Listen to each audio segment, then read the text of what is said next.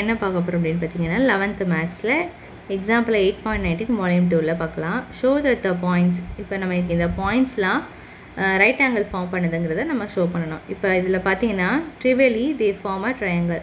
So அது பார்த்தீங்கன்னா கண்டிப்பாக இது வந்து என்னென்னா ட்ரையாங்கிளையும் ஃபார்ம் பண்ணும். It is enough to prove one angle is π/2. So நமக்கு என்னது அப்படின்னா ஒரு ஆங்கிள் வந்து π/2 அப்படிங்கிறத ப்ரூவ் பண்ணிட்டா நமக்கு போதும். π/2ங்கிறது 90 டிகிரி. ஒரு ஆங்கிள் 90 டிகிரியாக இருந்தால் அது கண்டிப்பாக நமக்கு ரைட் ஆங்கிள் ட்ரையாங்கிள் தான். கரெக்டாக? ஸோ அதனால் நம்ம என்ன பண்ணிக்கலாம், find the sides of the triangle. So அதனுடைய சைட்ஸ் கண்டுபிடிக்க போகிறோம்.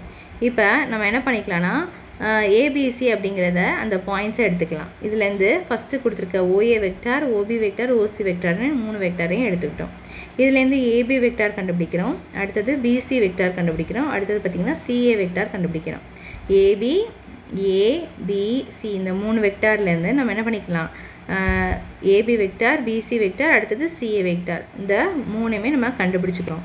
எதுக்கு, நமக்கு இந்த பாயிண்ட்ஸ் ஆல்ரெடி தெரியும். ஓஏ, ஓபி, ஓசி தெரியும், கொஷினில் கொடுத்துருக்காங்க. ஸோ அதிலிருந்து எடுத்து தான் நம்ம கண்டுபிடிக்கலாம். கொஷினில் கொடுத்துருக்க இந்த பாயிண்ட்ஸை தான் நமக்கு இந்த மாதிரி எழுதியிருக்கிறாங்க வெக்டாராக. ஓகேவா? இந்த ஓஏ வெக்டார் எப்படி எழுதியிருக்காங்க பாருங்கள், 4i வெக்டார் -3j அப்புறம் ப்ளஸ் கே அப்படின்னு சொல்லிட்டு நமக்கு எழுதியிருக்காங்க. இந்த ஓஏ வெக்டாரை தான். ஸோ அந்த மாதிரி தான் ஓபி எழுதியிருக்காங்க, ஓசி எழுதியிருக்காங்க. அதிலேருந்து AB, BC and CA. AB எப்படி கண்டுபிடிக்கணும், ஓபியிலேருந்து ஓஏ மைனஸ் பண்ணணும். பிசிங்கிறது ஓசியிலேருந்து ஓபி மைனஸ் பண்ணுறது. சிஏ அப்படிங்கிறது ஓஏலேருந்து ஓசி மைனஸ் பண்ணுறது. இதெல்லாம் எப்படி மைனஸ் பண்ணுன்றதை நம்ம ஆல்ரெடி பார்த்துருக்குறோம். ஸோ தெரியலனா ப்ரீவியஸ் எக்ஸாம்பிள்ஸ் போய் பாருங்கள், உங்களுக்கு தெரியும். அடுத்தது பார்த்திங்கன்னா இதில் நம்ம என்ன கண்டுபிடிக்கணும் அப்படின்னு பார்த்திங்கன்னா ஏபி வெக்டார் இருக்கா, ஏபி வெக்டாரையும் இந்த சிஏ வெக்டாரையும் நீங்கள் மல்டிப்ளை பண்ணி பாருங்கள். ப்ராடக்ட் எடுத்தீங்க அப்படின்னாலே உங்களுக்கு 0ன்னு கிடைக்குது ஆன்சர். 0ன்னு கிடைச்சிட்டாலே நமக்கு என்னது, ஒரு ஆங்கிள் வந்து π/2ல இருக்குதுன்னு அர்த்தம். So they form a right angle ட்ரையாங்கிள்னு எழுதியாச்சு. சரியா? ஒரு ஆங்கிள் நமக்கு 90 டிகிரியில் இருக்குன்னு ப்ரூவ் பண்ணிட்டாலே நமக்கு போதும் அது ரைட் ஆங்கிள் ட்ரையாங்கிள் தான் சொல்லிட்டு. ஸோ இந்த ஏபிக்கும் சிஏக்கும் நம்ம என்ன பண்ணுறோம், ப்ராடக்ட் கண்டுபிடிக்கிறோம். ப்ராடக்ட் கண்டுபிடிச்சிட்டோம் அப்படின்னாலே நமக்கு அதுக்கு 0 கிடச்சிருச்சு.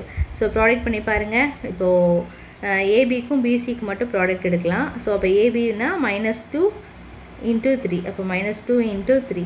அடுத்தது -1 × -2 ப்ளஸ் -1 × -2. அடுத்தது ப்ளஸ் போட்டு இங்கே நமக்கு 4 × 1, 4 × 1. இப்போ இது எல்லாத்தையும் நம்ம மல்டிப்ளை பண்ணி எழுதலாமா? அப்போ இங்கே மல்டிப்ளை பண்ணால் -6. ஸோ இங்கே மல்டிப்ளை பண்ணால் +2, இங்கே மல்டிப்ளை பண்ணால் நமக்கு 4. ஸோ இந்த 4 நான் இங்கே எழுதிக்கிறேன்.